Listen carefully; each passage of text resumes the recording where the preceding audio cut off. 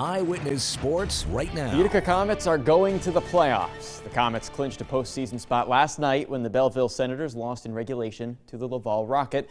This now puts Utica in the Calder Cup playoffs for the first time since 2018. And the Devils affiliate AHL team in the playoffs for the first time since 2017.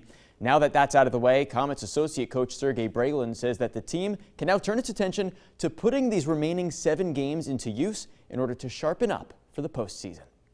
One of the goals for our season was obviously, to play meaningful games at the end of the season. So that's what we wanted to accomplish, and we did it. The last couple of weeks were pretty tough, and we lost a few key players for different reasons.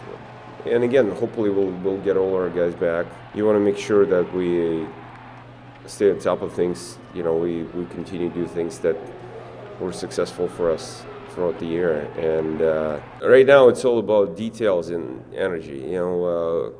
We got to get back to playing the right way, and we got to find a way to have energy and our intensity and focus, to certain points. The Comets can now also turn their attention to winning their first North Division title since 2015. The Comets also have signed a new player today, by the way, forward Garrett Van Wy. He's been signed for this year and next year, so we might be seeing a lot of him. Utica next plays Friday, hosting the Syracuse Crunch. And we are now just 3 months away from the Boilermaker, just 3 months. Really, that's a long time for road race number 45. But those who will be running the 15K are already having their training in full swing. And if you think it's tough to run the 15K or even just think about running it in your teens or your 20s or your 30s, how about even your 40s? Just think about what it would be like in your 70s. Well, Deerfield resident Bob Ruckle says, runners, watch your left, because that's exactly what he's going to do. Maybe you've seen him out on the road. I got a few aches and pains, but by and large, still firing on all cylinders. Bob Ruckle, the Smith Hill jogger in Deerfield. I'm reminded every day as I traipse the hills of SUNY Poly, I am not 25 anymore. No, not 25 like he was the first time he ran the Boilermaker road race. Maturity level 16. Now he's 70. I said, boy, wouldn't it be interesting if I come back in 2022 and run the 15K Boilermaker again? Ruckle gained fame 20 years ago when he ran the 5K, ran back, then ran the 15K at age 50. Bob, what's wrong with you? What are you doing to yourself?